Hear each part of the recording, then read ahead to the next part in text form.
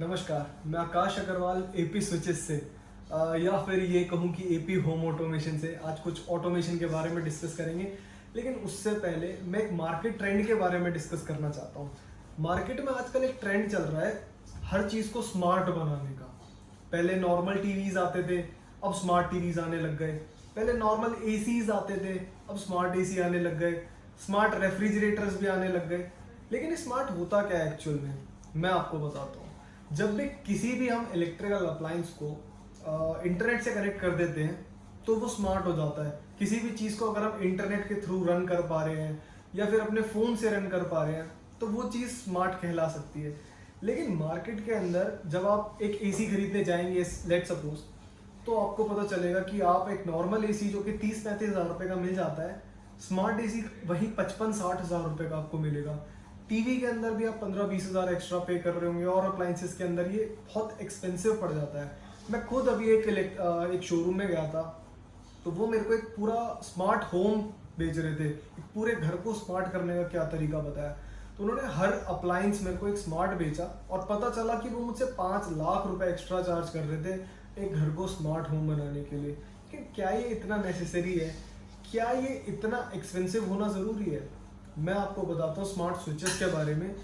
हम smart switches को बनाते हैं जो कि आपके किसी भी नॉर्मल अप्लायंस को स्मार्ट बना देते हैं।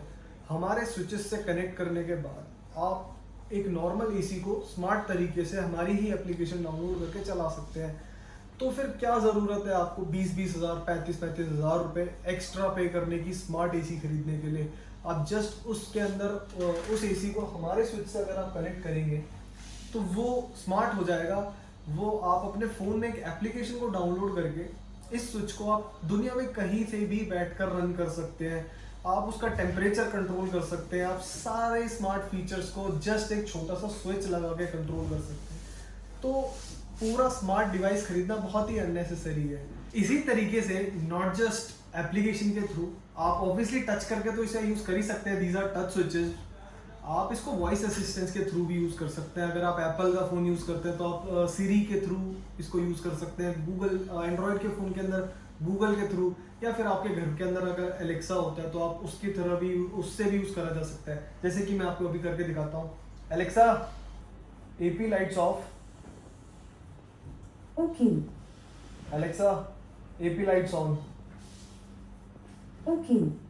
इसी तरीके से आप सारी ही चीज़ें अपने एसी को, अपने फ़ैन को, अपने गीज़र को, सारे इलेक्ट्रिकल अप्लायंसेस को अपने घर में कोई भी वॉइस असिस्टेंस के थ्रू कंट्रोल कर सकते हैं। या फिर ये नहीं परचेज करना चाहते ऑब्वियसली आप अपने फ़ोन से भी इसको यूज़ कर सकते हैं। तो सिर्फ इतने ईजीली आप अपने घर को स्मार्ट बना सकते हैं। तो क्या ज़रूरी है 4-5 लाख रुपए खर्च करके स्मार्ट होम बनाने? ईजिली बनाइए ना। Thank you.